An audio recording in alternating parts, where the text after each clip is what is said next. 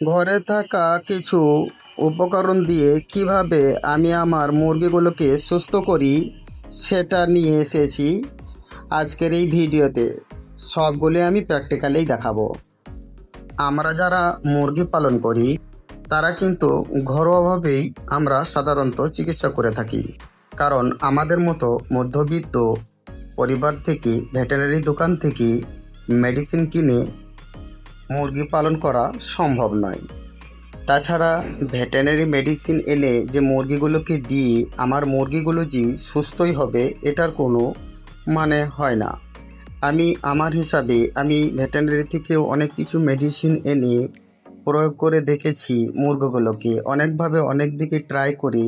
যেটা আমার মনের মতো একটা ওষুধ নিজের মন থেকে বানিয়েছি নিজের মাইন্ডে, সেটা আপনাদেরকে আজকে দেখাবো।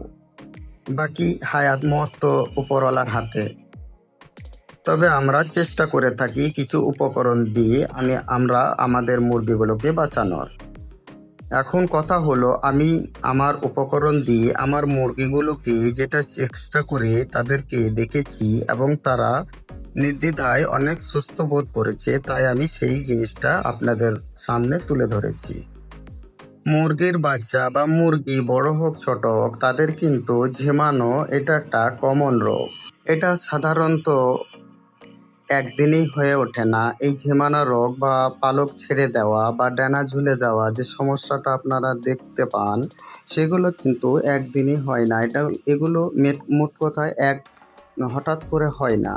এগুলো অনেক দিন থেকে তাদের ভিতরে ঠান্ডা লেগে থাকে এবং আরও কিছু সমস্যার ভিতরে তাদের যন্ত্রের মধ্যে হয়ে থাকে বলে আস্তে আস্তে আস্তে এগুলা গতিবিধ হয়ে সামনের দিকে পরস্পরিত ফুটে ওঠে। তখন আমরা হঠাৎ করে দেখতে থাকি যে আমাদের মুরগির বাচ্চা বা মুরগিগুলো ঝিমাতে স্টার্ট করেছে বা গলা টান দিয়ে কাশছে বা গলা টানছে।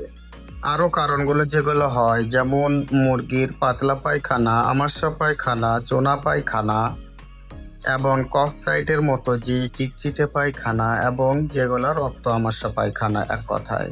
তাই আপনারা যারা মুরগি পালন করেন তারা সর্বপ্রথম মুরগিটা দেখবেন, দেখে আর করে নির্ধারিত করবেন যে আসলে মুরগিটার সমস্যা কি, চেষ্টা করবেন জানার কি কারণে এই মুরগিগুলো আপনার মুরগিগুলোর যে সমস্যাটা হয়েছে সেটা কি কারণ থেকে হয়েছে সেটা ধরার চেষ্টা করবেন।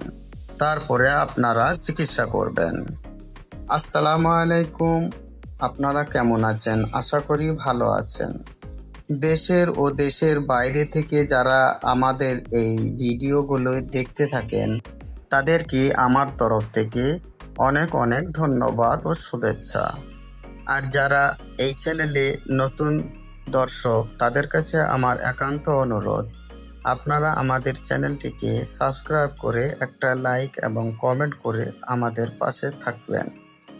সাধারণত আমি আমার চ্যানেলে দেশি ও সোনালী মুরগির বিষয়ে ভিডিও বানিয়ে থাকি।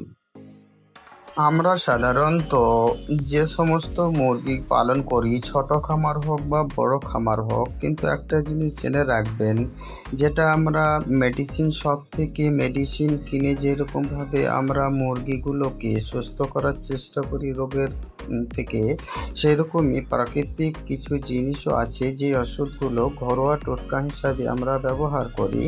ঘরে যেগুলো আমরা ব্যবহার করি সেগুলো দিয়েও কিন্তু প্রাথমিক চিকিৎসা দিয়ে আপনি বা আপনারা আপনাদের মুরগিগুলোকে সুস্থ করে তুলতে পারবেন। চলুন এবারে যাওয়া যাক আমাদের মেন ওষুধের দিকে। এখানে আমি 1 চা চামচ আদা ও রসুন বাটা নিয়ে নিলাম। এরপরে আমি 1/2 চা চামচ লবণ গুঁড়ো নিয়ে নিলাম এবং পাত্রে রেখে দিলাম। এরপরে আমরা 1 চা চামচ ভেলি গুড় বা যেটা চিটে গুড় বলে, যেটা ছাগল ও গরুর জন্য আমরা কিনে থাকি, সেটা নিলাম। আপনারা যদি না পান গুড়টা তাহলে এর পরিবর্তে চিনি মিক্স করতে পারেন। এরপরে একটু পানি দিয়ে আমরা হালকা করে যে জিনিসগুলো দিলাম সেই ঘরোয়া জিনিসগুলোকে ভালোভাবে এইভাবে ঘুলে নিলাম। এরপরে আমি 2 লিটার বোতলে পানি নিয়েছিলাম, সেই পানিটা পুরোটাই এর মধ্যে ঢেলে দিলাম। কারণ আমার খামারে প্রায় 100 মুরগি আছে, তাই আমি পুরো পানিটা 2 লিটার দিলাম। 2 লিটার পানিতে ভালোভাবে জিনিসটাকে আমি মিক্স করে এভাবে করে নিলাম। এবার আমি এই পানিটা নিয়ে একটা পাত্রের মধ্যে রেখে দিয়ে মুরগিগুলোর সামনে দিলাম। একটা দুটো আস্তে আস্তে মুরগিগুলো সেই পাত্র থেকে পানি পান করা স্টার্ট করলো। পানিটা রোদে ছিল, সেজন্য পানিটা আমি ওখান থেকে নিয়ে আর একটু দূরে গিয়ে যেখানে ছায়া ছিল সেখানে পানিটা দিয়ে দিলাম। এরপরে আপনারা লক্ষ্য করে থাকবেন, দেখুন কিভাবে সুন্দরভাবে সেই পাত্র থেকে সমস্ত মুরগিগুলো আস্তে আস্তে তারা পান করতে স্টার্ট করেছে এবং সুন্দরভাবে তারা পানিগুলা খাচ্ছে। ভিডিওর শুরুতে আপনাদেরকে কিছু ছোট বাচ্চা ঝিমানো অবস্থা এবং ডানা ঝোলা অবস্থায় দেখিয়েছিলাম।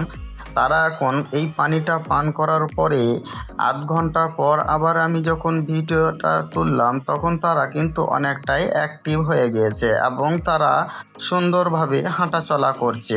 ভিডিওটা আর আগে লম্বা না করে আপনাদের কাছে আমি আমার যে ঘরোয়া টোটকাটা আপনাদের সামনে পরিবেশন করে দেখালাম।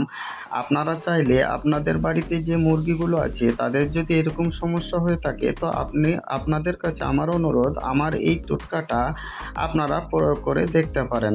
ধন্যবাদ ভিডিওটা দেখার জন্য শেষ পর্যন্ত। আপনাদেরকে আবার অশেষ ধন্যবাদ। ভালো থাকবেন, সুস্থ থাকবেন এবং আমাদের জন্য দোয়া করবেন। আসসালামু আলাইকুম।